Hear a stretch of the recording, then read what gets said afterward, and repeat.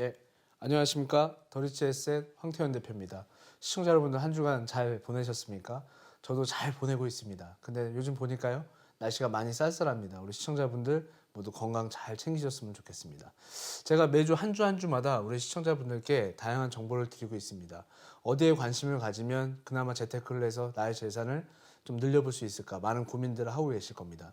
근데 우리가 통상적으로는 부동산은 개발을 어떤 행위를 하지 않으면 가치가 부여되지 않습니다. 그래서 우리는 많은 곳에 관심을 갖게 되는데요. 그곳 중에 한 곳이 바로 재개발 지역이고 또 한 곳은 재건축을 합니다. 모두 개발을 한다는 공통점을 가지고 있지요.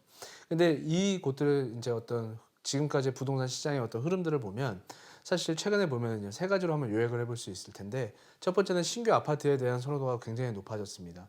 근데 상대적으로 두 번째로는 공급이 부족하고 있죠.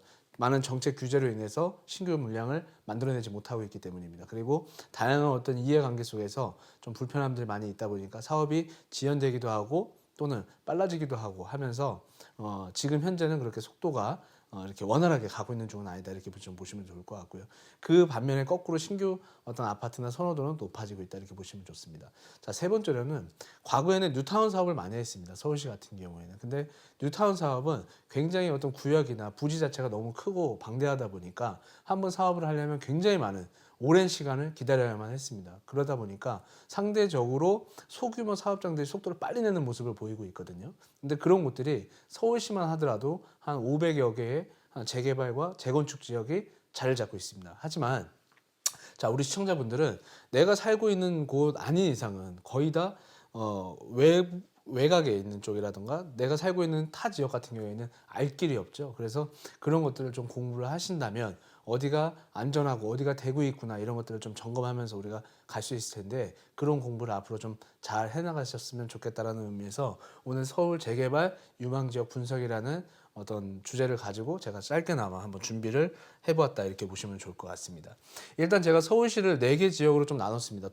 동서남북 해가지고 이렇게 나눠서 간략하게 말씀을 드릴 텐데요. 제가 보여드리는 이 내용들은 정확하게 팩트를 좀 체크하실 필요가 있는데, 중요한 것은 이 조합 설립 인가라는 게 좀 중요하다, 이렇게 보시면 좋습니다. 일단 재개발을 시작하려면 그 지역이 지정이 되던가 아니면 주민분들이 이렇게 동의를 하셔가지고 우리 재개발하게 해주세요라고 해서 지자체에 신청을 하셔야 되는데요. 그러려면 이 조합 설립 인가가 나기 이전에 추진위라는 게 설립이 됩니다. 그러니까 추진위원회죠. 추진을 하시는 분들이 모여서 우리 추진할 수 있게 승인해달라라는 뜻입니다. 근데 여기까지는 법적으로 봤을 때 회사가 존재하지 않습니다. 단 이제 이 분들이 자 주변에 있는 분들하고 이제 상의를 하셔가지고 조합장이라는 걸 뽑게 되죠. 근데 그걸 할 때 조합이라는 회사가 만들어지게 돼요. 그래서 주민들의 동의가 충분히 동의가 이루어져서 인가라는 거를 받게 된다. 그러면 여기서부터 본격적인 사업의 진행이 시작이 된다, 이렇게 보시면 됩니다. 그래서 재개발 사업지를 가면 조합 설립 인가 이후 지역들은 거의 다 우리가 흔히 가격이 상대적으로 좀 높아 있는 모습들을 보실 수가 있습니다. 그렇다 보면 그 인가라는 것 자체가 났을 때, 또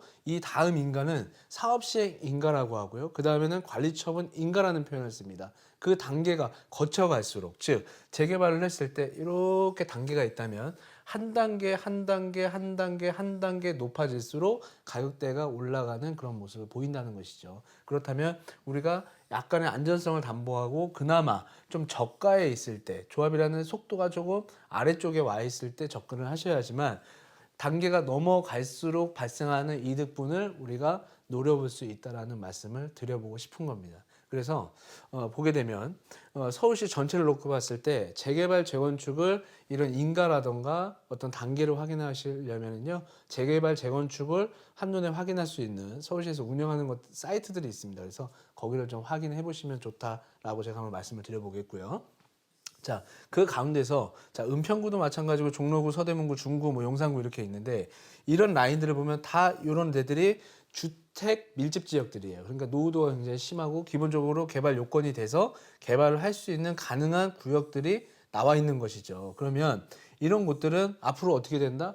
결론은 그냥 허름한 주택지가 결론적으로 신규 아파트 단지로 바뀐다 이렇게 보시면 됩니다. 그래서 지금 우리가 이렇게 길거리를 가다가 이렇게 보면 어우 되게 좋아 보이는데 하는 아파트들 있죠. 그런 것들은 그냥 기존에 있는 아파트를 부셔서 올리는 방식은 재건축 방식이고요. 도로라든가 모든 걸 다 정비해서 깨끗하게 올라가는 건 재개발 방식이다 이렇게 생각을 하시면 됩니다. 그래서 우리는 어떤 한 특정 지역만 놓고 봤을 때는 그냥 내가 여기 사니까 여기만 볼 수도 있고 여기 사니까 여기 보일 수도 있고 여기 사니까 여기만 볼 수도 있는데 전체 그림을 놓고 봤을 때는 전방위적으로 재개발, 재건축을 하는 곳들이 약 500여 군데. 그리고 그 가운데서 속도가 빠른 곳을 선택하려면 어떻게 대규모 사업장보다는 소규모 사업장, 역세권에서 가깝다던가 뭐 도로망이 잘 돼 있다던가 뭐 이런 것들을 선택해서 접근하는 게 지금은 좀 더 현명할 수 있다라는 점을 제가 말씀을 드리고 있다 이렇게 보시면 될 것 같습니다. 그래서 재개발은 두 가지를 보게 됩니다. 일단 사업의 속도와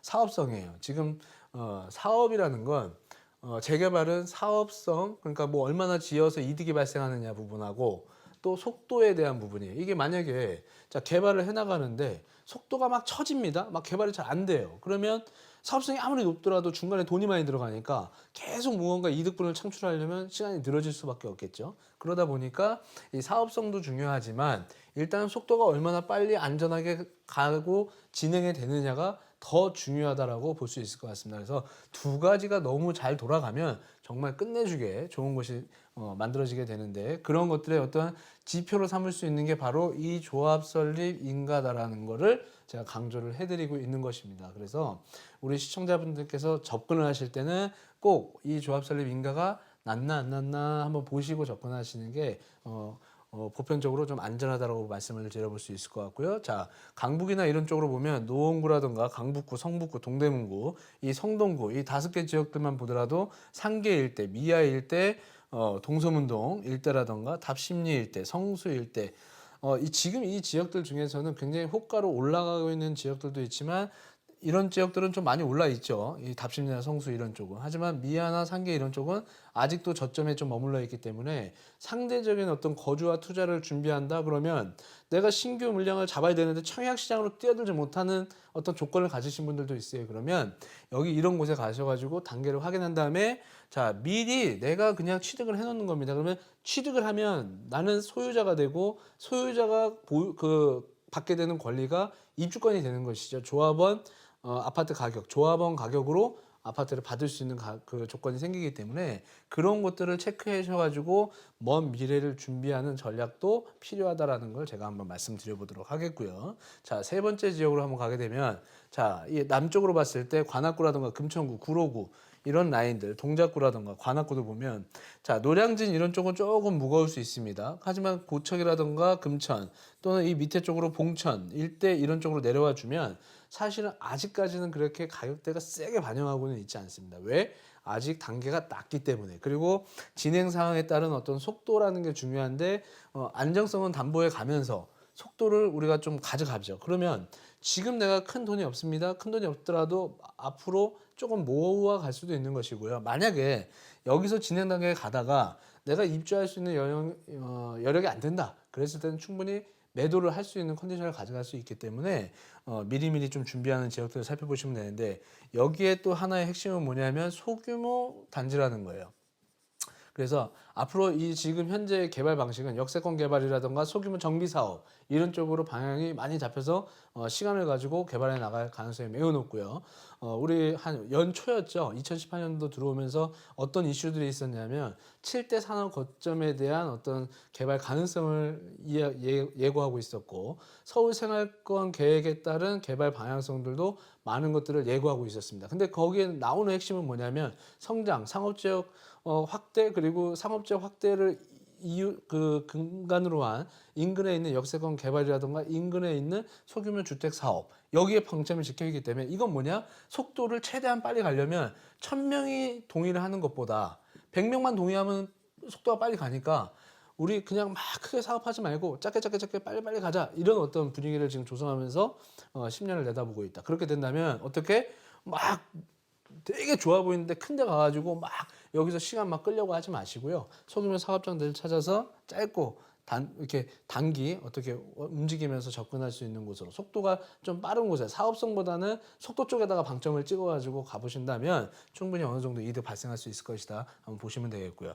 자, 여기 보시면 주택 재건축도 있고 재개발도 있고 재건축 이렇게 있는데 여기서 공통점은 뭐냐면 송파에 있는 재개발은 거여 마천이 유일하다고 보시면 되고요. 강남 일대 같은 경우에는 재개발보다는 재건축입니다. 재건축. 무슨 얘기냐면 노후된 지역이 있어가지고 소방차 한 대 못 들어가는 지역이 별로 없다는 얘기예요. 토지 구획 정리가 어느 정도 되어 있다 보니까 건물을 그냥 부셔서 올리는 방식의 개발을 하고 있는 것이죠. 그래서 이 강동 이쪽 라인은 재건축 쪽으로 방향을 잡으셔갖고 접근하시는 게 맞겠다. 이렇게 한번 말씀을 드려보도록 하겠습니다. 일단 이렇게 참고하셔가지고요. 또 개발이라는 건 시간이 흐를수록 안 할 수가 없는 거잖아요. 사람은 나이가 100세가 되면 갈 수밖에 없습니다. 하지만 지역은 어떻습니까? 지금 21세기잖아요. 끊임없이 개발을 해왔고 이 국가가 망하지 않는 이상은 또 다른 개발을 꾸준히 해나가야 된다. 그래서 시간은 갈수록 재개발에 대한 어떤 값어치는 더 올라갈 수 있기 때문에 우리 시청자분들께서 관심이 있으시다면 충분히 관심 가지시고 공부하셔가지고 모두 성공하시는 어떤 그런 길을 택해 보셨으면 좋겠다. 이렇게 한번 말씀드려보도록 하겠습니다. 오늘 준비한 내용은 여기까지입니다. 감사합니다.